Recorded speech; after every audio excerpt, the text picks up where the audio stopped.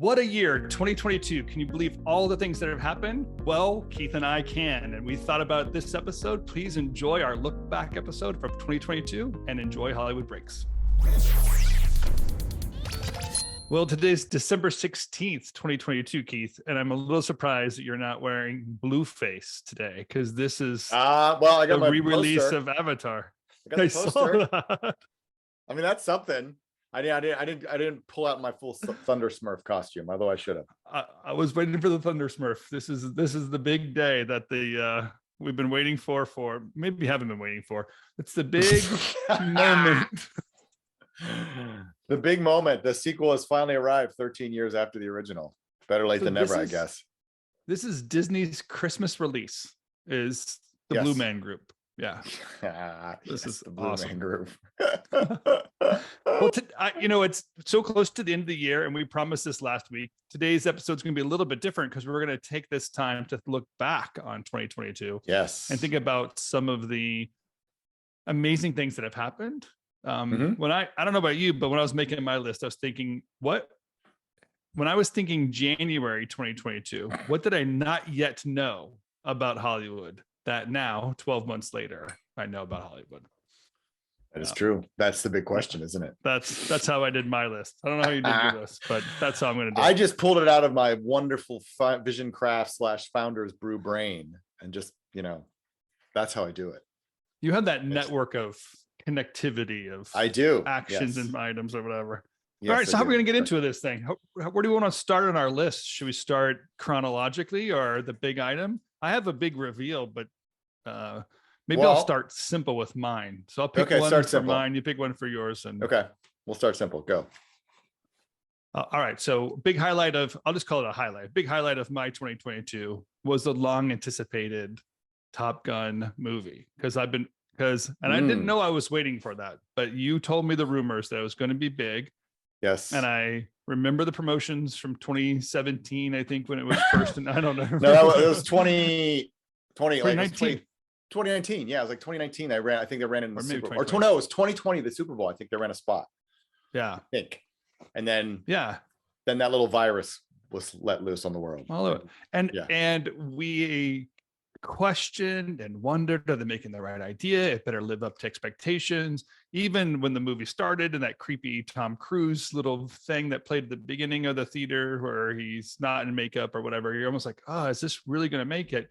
And holy cow, it is a blockbuster film, which I was happy for. It was a little bit reminiscent for myself to watch it. Yeah. A little too close to the original script, but what a success. It was an amazing success, and Paramount has been living out success for months or for years now. So just that's the highlight for my 2022. Well, I would say that's mine. I'm gonna crib off you a little. Well, I wasn't as anticipating it as much as you were. I did want to see it, but for me, the experience was it's the first time in a while that I can remember smiling and walking out of a theater just with a big grin on my face. So, because I really enjoyed the experience. I saw it in IMAX and it was incredible. I did not get the awkward Tom Cruise intro. So because you watched it in IMAX. Yeah. Yeah. So I was spared that, I guess. But that was probably that was a great moment. It was nice to be back in the theaters. People applauded at the end, which I can't remember the last time they did that. So it was a great theatrical experience, which I haven't had in a long time. So that was probably my highlight so similar to yours. But interesting, it's actually probably the only theatrical experience. It wasn't like it kicked off like a avalanche of films and people coming back, although it does seem that theaters rebounded a little, but it is standing head and toe above any other film that's been released in this last year. Yeah. Any other replay, any other rebuild or whatever. So it just did something unique. It is somewhat of an outlier for all of 2022. Yeah. And then we'll, obviously, as you mentioned at the top of the show, we'll see what happens with Blue Man Group. But obviously that's going to be the next big film. And, just a quick aside, I don't want to get too sidetracked, but both Top Gun won the National Board of Review's Best Picture Award, which that was a shock in and of itself. It's a great movie. And I'm glad they're fine. It seems like there may be a sort of an alignment of critics and audiences again, but I'm going to be the pessimist here and say that I don't necessarily believe that that's the real reason why these movies are getting nominated. But then it was also nominated for a Golden Globe for Best Picture. So I'm going to be interested to see what happens with the Academy when the Globe Oscars come out, to see if, I'm sure Top Gun will be on there, but it'll be interesting to see if it actually has a real shot once we get down to the nitty gritty of the season. Critically, I don't know if it's Best Picture, but then if I think about Titanic as a Best Picture, I don't know if today I'd say critically that's one of the best pictures of all time. It's just a really great feature experience. Exactly. Yeah. Exactly. I mean, we talked about which I guess why can't that be best? If it's your favorite and you enjoyed it, I mean, listen, can't that be best also? Does have to be some weird artistic critical, well, I think that's where they've been the last 10 years. They've been awarding all these movies that nobody sees because there's no real, it's not an experience, the theatrical experience per se. So I don't know if this means I must stress that me being the pessimist and with regards to this particular topic, I'm not sure that the motivations are pure here if they're, especially with the Hollywood Foreign Press, which has got many issues of which to resolve. So, I'm not necessarily going to say that means that all of a sudden everything's going to be realigned, but it does show that maybe now they realized, okay, well, maybe we should start looking at other movies from the sort of, not necessarily looking at every indie film as like, oh, that's going to be a nominated film because it's got that sort of Oscar look to it. Like we all know the movies now that sort of, they open with this festival, that festival, Grand Jury Prize, and then it cuts into some dark, brooding Kate Blanchett shot, and and then the whole thing is depressing, and you want to slit your wrists at the end of it. But then you're like, oh, well, that's obviously going to be an Oscar movie. So so maybe there's a reset. I don't know, but interesting. I don't want to get I don't want to get sidetracked, but that's another part of it that I think is interesting. But I'm with you on the Top Gun still Maverick of it all. More to come for 2022, but that's I don't know. It was let's just say a pleasant part. It's a good one to kick off this episode. Yes, talking about I would agree with that. Long anticipated and a really great move for Paramount. So that's my applaud that Paramount did something strategic and it played out, didn't backfire on them, and I think the theaters are loving it too. Yeah. All right, so that's my kickoff. What's your first topic that from January to December is a? Well, I mean, I talked a little bit about this in the Founders Brew, but I think one of the biggest ones was the great Netflix reset, and I think we're still feeling the ramifications of that. For those of you who don't quite recall, I think it was in the summer, this summer when the Netflix subscriber numbers were amiss and they actually lost some subscribers, and that all of a sudden, I don't know why. I mean, there had been rumblings. Our good friend at the Ankler, Richard Rushfield, has brought up many a time that this freewheeling spending and all subscribers at all costs, no, damn the torpedoes, who cares if we make any money, was a fantasy. And I think what happened was that sort of the reset with that's sort of the shock finally made Wall Street realize, oh, wait a minute, how are you guys going to start making money off this? And I think that was in combination with the rising interest rates, which makes debt a lot more expensive. And obviously Netflix had a lot of debt, which they've been trying to pay down. So I think that's part of the reason that there was sort of like a realization. It's like, oh, we got to get to sort of like back to basics here. Like, how are you going to make money? Like, you're spending all this money. How are you making money? And I think that just sort of had ramifications all the way down the line.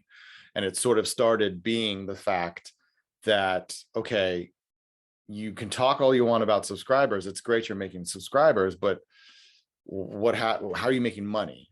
And then, we can see the sort of ramifications from the disastrous Chapek call when he dropped the boom that Disney had lost $1.4 billion on content. So really, you're saying Netflix, the Netflix bubble or the Netflix moment isn't just Netflix alone. It was really this weird content bubble. Yes. And the race for how much content you can have at all costs. And there was a big shift. One moment, bubble burst. the content bubble burst, and now it's going to play Yeah, itself out for many, I think many years yeah, too. and we're still seeing a lot of this. Like the ramifications of this are playing out. You know, we have layoffs, we have belt tightening all across the board.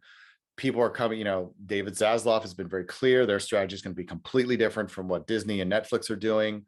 So I think a lot of that has been motivated by what happened when Netflix had their miss and they lost something like, I can't remember, $60 billion in share and value. They've somewhat recovered since then, wisely so, because they had to trim, they had to do layoffs, they had to cut some content that wasn't working.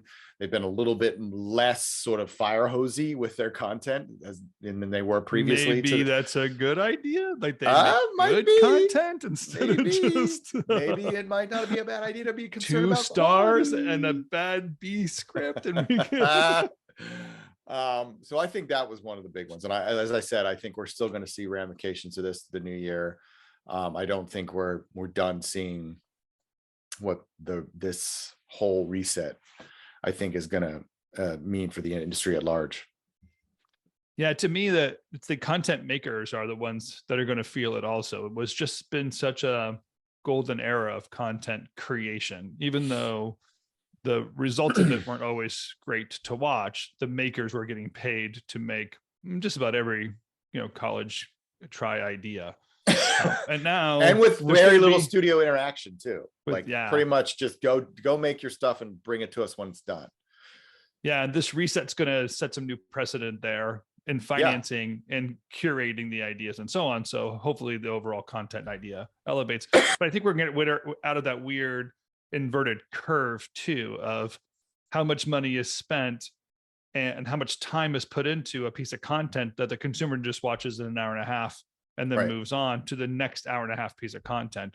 Correct. That maybe slowing some things down, we might get back to a pop culture event that would redefine the next era of Hollywood, coming out of the, my claim, we're out of the blockbuster era. So we got the new era showing up, and this was one of the defining moments for that. So when we look back 5 years now, when we're on episode 1000 and we look back, that's going to be one of the things we talk about that I think is as this a defining moment for the next I think years. so. I think it's it's going to be interesting to see what happens. I mean, I think we'll have to see like what Disney does with Hulu, and I think a lot of what happened over the summer with Netflix, as well as the huge loss they took, is going to definitely inform some of the decision making that results out of that. We'll see what happens with Peacock, Paramount Plus. I mean, rumblings that Paramount Plus and Showtime are going to merge. What is Warner Brothers Discovery, whatever that thing is going to be, Discovery WB Max? I don't even know what they're going to call it. Or no, they're not just called Max.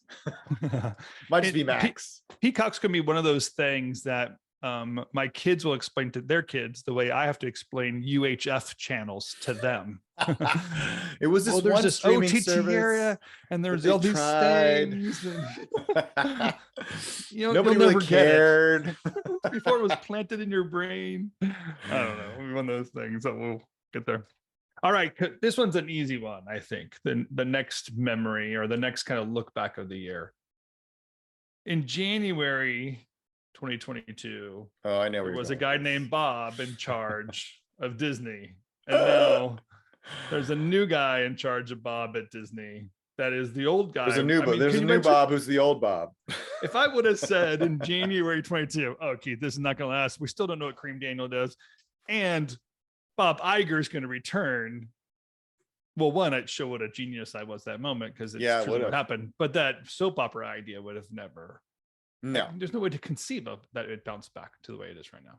No, I mean, I think we all kind of knew that Chapek was struggling and having his moments. But listen, the succession at Disney has never been smooth. Like, it's always been a little rocky. So we kind of knew that was going to happen. But Iger had pushed off his retirement 3 or 4 times. But Chapek was his guy. Like, he was the one that Bob Iger basically anointed after showing Kevin Mayer and Tom Staggs the door. He finally is like, okay, this is the one. And then, Chapek has his issues. And then there's rumblings that Iger's, telling anybody who will listen that Chapek's destroying the company, which is never helpful, especially if you are no longer the CEO. So I mean, there were a lot of drama behind the scenes, but I don't think any of us could have predicted that Iger would come back and Chapek would be dispatched, especially after his contract was re-upped. And we're like, okay, the board has shown that they have faith in him. Okay, great. We're moving forward with Chapek. And then 3 months later, boom, Chapek's gone. Iger's back in the driver's seat. As I said a million times, this doesn't look good for anybody. Like, it doesn't look good for the board. Doesn't look good on Chapek because for obvious reasons, and it doesn't look great on Iger because he basically was nitpicking from the sidelines, and that's never helpful when a CEO is trying to build his own reputation in the company. So, but again, you're right. No, I don't think any of us would have predicted in January that. I mean, it wouldn't have been I don't think in January, because he was going through so many problems. There was the dispute with Florida. There was the Scarlett Johansson argument. There was the whole who the heck is Kareem Daniel and what does he do? And there was a lot of things happening. So if it happened then, I don't know if it would have been much of a, I mean, the Iger returning would have been a bit of a shock, but him being dispatched wouldn't have been as shocking as it was, because it felt like things had calmed down. He had grown out his beard. He had, he felt like he was, making the next move of Chapek 2.0. And then out of nowhere, it's just sort of like, boom, you're out. Iger's back. Okay, baby, here we go.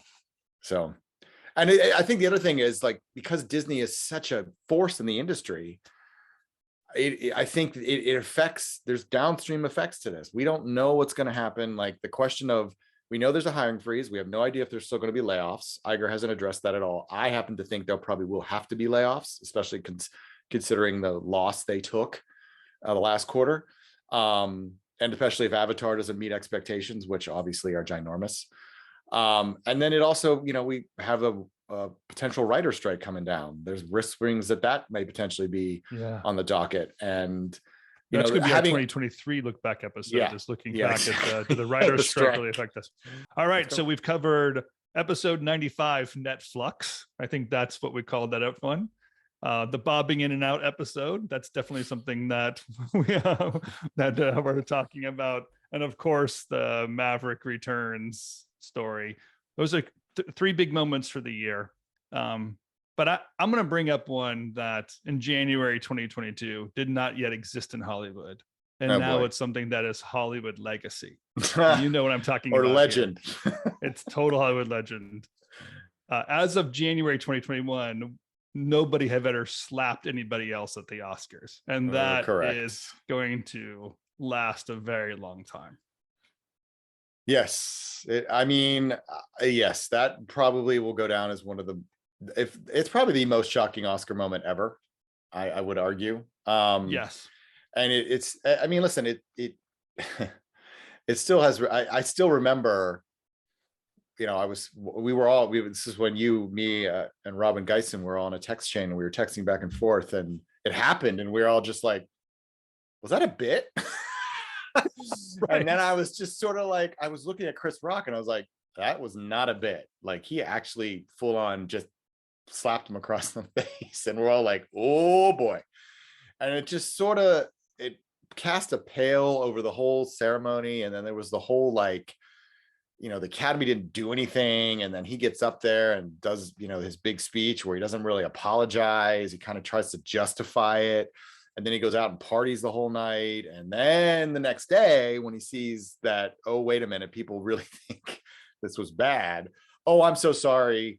And, and it's been a year-long slog of Will Smith sort of trying to put back together pieces of apology message. But it was like a hostage video. Yeah. Yeah. Hostage video message. And then even more recently, in his attempt to, he went on Trevor Noah. Yeah. He went on the Daily Show, and, tried to another mea culpa with Trevor Noah, where it was almost, he was still trying in some ways to justify it, in that he was only sort of defending Jada, but at the same time, it's like, you can't walk up on stage and slap somebody across the face. It's just, you can't do it. And it's playing itself out in next year's Oscars as well.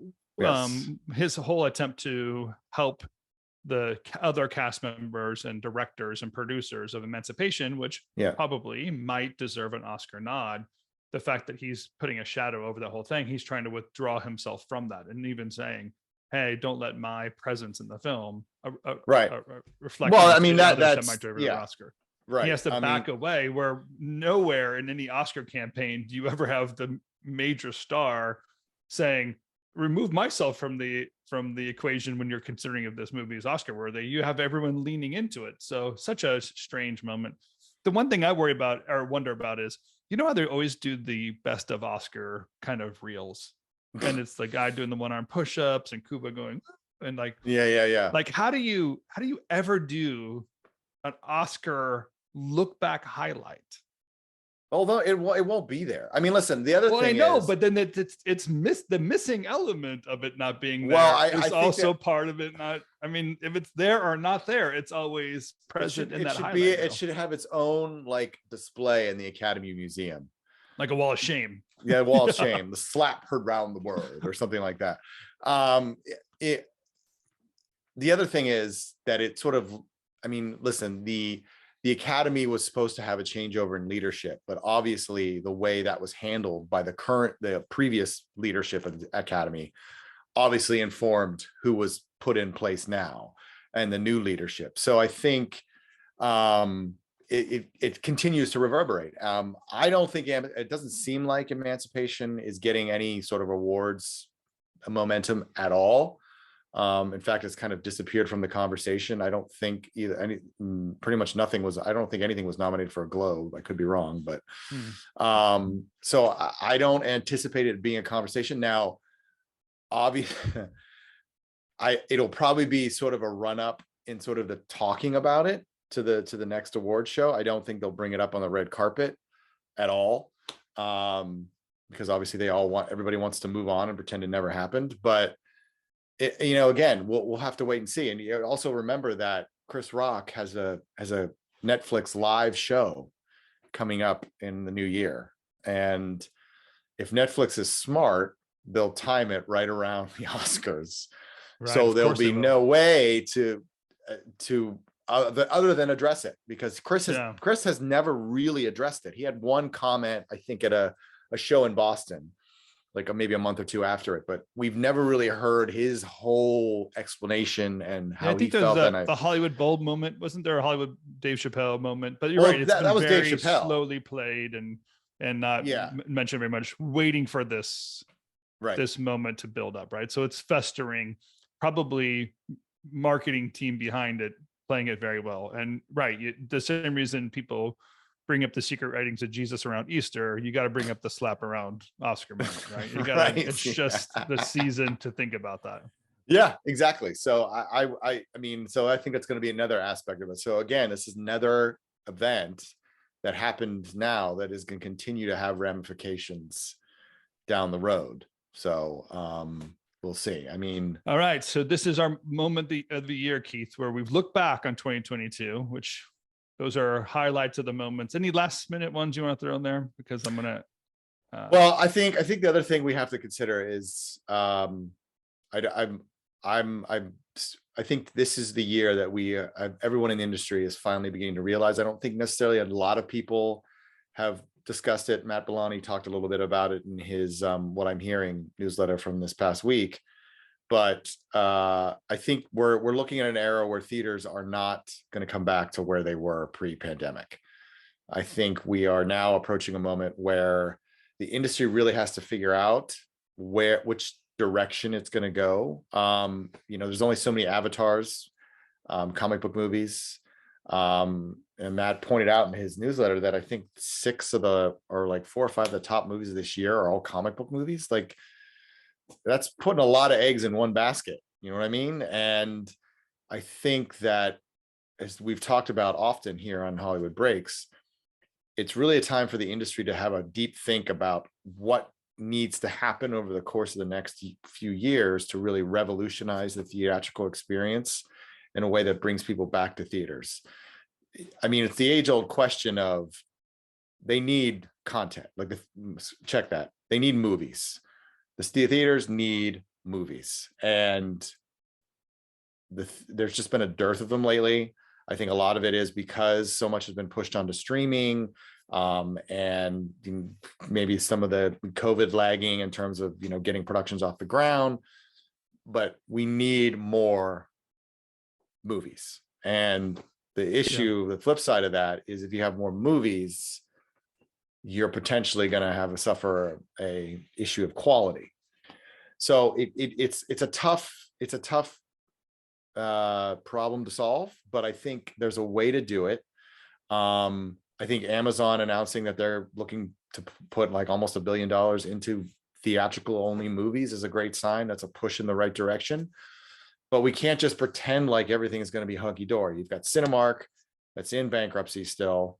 You've got AMC barely hanging on, coming up with every trick in the book, almost to the point of starting a credit card. Okay, to try to raise money. They asked me if I wanted to sign up for their credit card when I bought my tickets last. That's hysterical. And I asked the woman, "Does anybody want to sign up for this credit card?" And she's like, "No, nobody." No, nobody does. Because it's not a department store. No, I mean, it's interesting. I thought about this the other day, and it frustrates me to no end. There was an ad. I can't remember if it was on LinkedIn. It might have been on LinkedIn. Peacock was announcing this partnership with JetBlue. Who the hell cares? How many times do we got to go through this when they're announcing a partnership with an airline? Who gives a hoot? You know what would be really cool? Brian Roberts, if you bought a damn theater or tried to revolutionize the theatrical experience, you own parks in Florida, man, you know how to do it. Why not bring some of those people up and, hey, go to this theater, see what you can figure out. Let's pilot it at a theater that maybe in the Philly suburbs or somewhere else, and let's play with it. See how we can get Keith people is saying is back he in the really theaters. needs a reason to take his kids to the movies because he doesn't get to go very often unless there's a reason. No, I'm what I'm with you, saying is this is some of what we want to do in this episode is to say like, hey, we can look at the past and things that surprise us. But the reality is there's always going to be something new that's going to surprise us. And as we look forward, there are some obvious shifts that are taking place, right? That's the industry is changing. Theatrical, of course, it's not going to return to the way it was pre-pandemic. The blockbuster was over anyway. The theaters were already changing before the pandemic ever hit them. We just are using the pandemic as the excuse for the evolution to take place. It was the moment of tension. But Regal, it has its issues. We know the multiplex is changing. The way we view things is changing. But the thing that might surprise us is the type of content that's needed for the new theatrical experience. Because I'm one that thinks the same reason the blockbuster film created the multiplex, there's going to be an evolution of a type of content and therefore an evolution of why or how we screen it. Correct. And we know it's not a technological achievement like 3D or THX sound or vibrating seats or whatever. These things we've tried to make the blockbuster film even more visible. Right. I don't know if it's going to be art films and a bunch of pop-up things. I don't know if it's going to be, viewership in clusters of people instead of everyone buying random tickets. I'd be really curious how it plays itself out, but we'll kind of remember this evolution as one where not only is it the type of location we go to and if it's pretty or not, or clean or not, or animated or not, but also what we're watching in that. And both of those are what's going to, I think we're going to kind of like see evolve in the next, year, but also next 3 to 5 years. Yeah. I think there's just, the pandemic basically broke the 45, basically allowed the studios to enforce the long awaited 45-day window. They've always wanted, the exhibitors have always resisted it. And it just came because they didn't really have a choice. So that's one of the things that sort of really happened. And then you have the day and date, which Universal has been doing quite a bit of.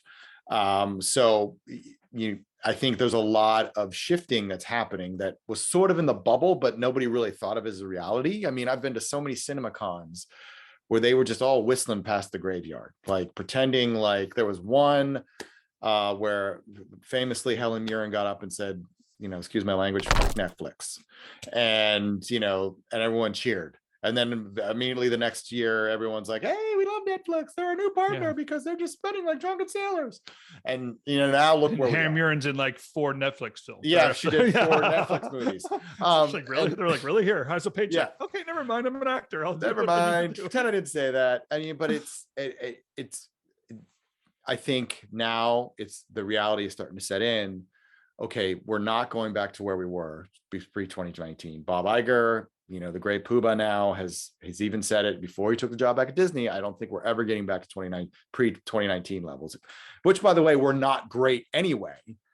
So it's not like saying pre-2019, everything was woohoo, you know, things have been shifting long before that. I just think there really needs to be a sort of innovation in the industry now if it's going to survive in the next few years, because you're going to have, you know, again, AMC, Cinemark, Regal, they're all hanging on a thread. ArcLight's gone, you know, Landmark is gone. Like these are all theaters for those of you who live in LA, which you're all very familiar with, are basically gone now. And it's not going to stop there. Like it's going to continue. So, and not to mention all the art house cinemas that had to close because the independent market's completely gone and dried up. So there's a lot of shifts that have to happen. And I'm hopeful that someone will finally realize it and try to start, you know, playing a little bit more and experimenting a little bit more, than just rather pretending like everything, oh yeah, we'll get back there. We just need to make more movies. I mean, that's not the only answer. So my kind of big moment I'm looking at is, we covered this in the episode Chief Missing Officer, and it's this thought of like the studio leads actually I think are going to change. It's interesting, this latest round of layoffs has offset another body of people that you wonder if they're going to return to work in the same capacity as before, or if the industry is evolving, that not only are we losing individual people, but we're losing some titles along the way, and might be making up new titles. I think some of the evolution that's going to play out because of the writer's strike is going to create a new demand for a different type of content, therefore a different type of promotion or different type of director, marketing person, element person, online data analyst, whatever those things are. The industry is changing in such a way that the studios are also going to change who they stack and how they stack it. And I say this as a setup because I think that we're not just watching a change of individuals and leadership at Disney, but I think we're going to see a new Disney. It's not only the end of a blockbuster era. I think we're going to see Disney have to do something different. And sure, Chapek's idea of the metaverse Disney, I think is, you know, now that's put on ice, but he was asking a different question of, if Disney's going to survive in the future, what does Disney need to do different? And it's clearly not, let's grab another studio like a Pixar, Marvel, Fox or whatever, and then remake all that into a universe. We're not going to put up with that anymore. So we want to see something else take place. And I think Disney's going to have to keep up with that. And with the shakeup that's taking place with them and some of the hits they've taken financially, what Wall Street's asking them to do, but they're also deep pocket and deep in history. They're not going to go away. I think they're going to kind of show us a new kind of leadership chain that way. So to me, those are what the chief missing officer, and then the need for a studio to pivot. I think we're going to see an evolution of new people and new titles doing something different in leadership. Maybe that's my hope. Well, I hope so, Tim, because I've been saying that till I'm blue in the face, but you know, we'll see. I mean, there's a lot of change happening. I don't anticipate a ton of change under the Iger part 2, simply because his job is going to be to steady the ship and to find a successor. So that is really going to be his primary focus. But there's no return of him either. So when the next person is picked, he's not going to be standing in the shadow, because no one's going to accept the job with Iger in your shadow. You know what takes place. He bitch slaps you and you're out of the way again. Yes, exactly. The next thing is going to be a major step for Disney. Correct. And it's no going back, and people have to live with it. So that's why I think the evolution is going to take place. Yeah, I mean, I think you're right. I think we're definitely going to see some major changes once the new, whoever that person may be, is in charge. I think there's going to be a lot of a push for some real change, because you're right. Chapek was asking a lot of the right questions. We talked a little bit about his appearance at the tech conference in sponsored by the Wall Street Journal. He was talking about maybe taking the Disney Plus app and making it more experiential, where it ties into what people are seeing in the theaters and what they're doing in the parks, and sort of bring it all together. So there's like one Disney destination, which obviously would make a ton of sense, and it enables you to have a ton of more data on your consumer. And, you know, he was asking the right questions. It's just unfortunate that, you know, a ton of other decisions that were made that didn't necessarily go in the right direction. So obviously he got put out to pasture, but I don't think Iger can completely ignore everything that Chapek sort of the pieces that he was beginning to put into place, and say like, oh yeah, let's just give every power all back to the creative. Let's go. It's all about creativity. Well, that's all well and good, dude. But guess what? You got a business that's completely calling. You got theatricals collapsing. Linear cable is collapsing. Yeah. You can't just say new. Like, it has to be something. You can't keep the same score with him. Okay, and I vote, or my prediction is, it's Ryan Reynolds. Ryan Reynolds is taking over Disney. He's the guy is such an entrepreneur. He's in front of everybody. He's doing well. If what you said is true about Spirited, let's just hope he is a little bit more better. That's for next week's episode. We'll talk about we'll talk about that next week. Yeah. Next week. All right. Well, thanks for this look back. I think we're going to look back 1 year from now and look at our predictions and see what we've done a little bit too. Well, no, 2022 prediction episode is 2 weeks. All right, 2 weeks from now. You're this right. was a look back episode. Next week is our let's talk about Christmas. And then the week after that, 2 weeks from now, predictions. Which, by the way, if you're listening to this, you want to be part of this, throw us some of your predictions. Give us some comments, send us an email, tell us what you like, tweet us, whatever, wherever you want to send us information. We'll read it. We'll throw some of those predictions on air. I'd be curious of what's going on. And I have a couple of people asking to even join us on some upcoming episodes, Keith. So we might even get some new fresh bodies. And I like that. Bring it on, man. Yes. All right. Well, I'm going to see you before Christmas. So enjoy your last week before Christmas, getting all your Christmas shopping done. And make sure you get all the DVDs, shove those underneath the tree so your kids have some relics to look back on, some antiques to look back on. Yeah. Remember you could unwrap a movie? Remember those days you can get a movie and you would unwrap it and you're like, you'd be so excited. Oh, I got the Blu-ray. Oh, yay. Now they're like, is it on streaming? Is it on Disney Plus? Is it on HBO Max? I'm like, I don't know. Let me look at it. I can't wrap up a Disney Plus thing. I can't. Where am I gonna? I got even a gift card doesn't work anymore. We still watch some movies. We still watch some movies on Blu-rays, like Mickey's Christmas Carol. We watched that on Christmas Day. Oh yeah, that's cool. So we still watch that on Blu-ray. But we have White Christmas and Holiday Inn. I think. Oh yeah. Holiday Inn's one of those that should have to stay on DVD because there's some very, unpolitically correct scenes in there now that nobody's ever watched. I don't even know if we watch it anymore, but it's on the DVD set with our White Christmas. Yeah, it's true. You have the original film before it's been, sort of tampered with. Yeah, it's not. Yeah. There's no one going to let Holiday Inn get released ever again. No. I'm pretty sure. Nope. Not without a big disclaimer on it, I'm sure. Yeah, like this is history, and this is what you should not be doing to people. Right. All right, my friend. Have a great week. You too. Thank you for being part of this. Michelle, thanks, and Lydia, thanks for making this happen. Our team at Go Social, we appreciate you guys working the extra hour today to put this episode together. We'll see you next week, and please send us your predictions for 2 weeks from now, or next week's our Christmas episode. If there is a Christmas show or idea that you want to talk about, feel free to message us. Keith and I will take that in consideration as we put the show together. Until then, we'll see you next Hollywood Breaks. Later, Keith. See you next week.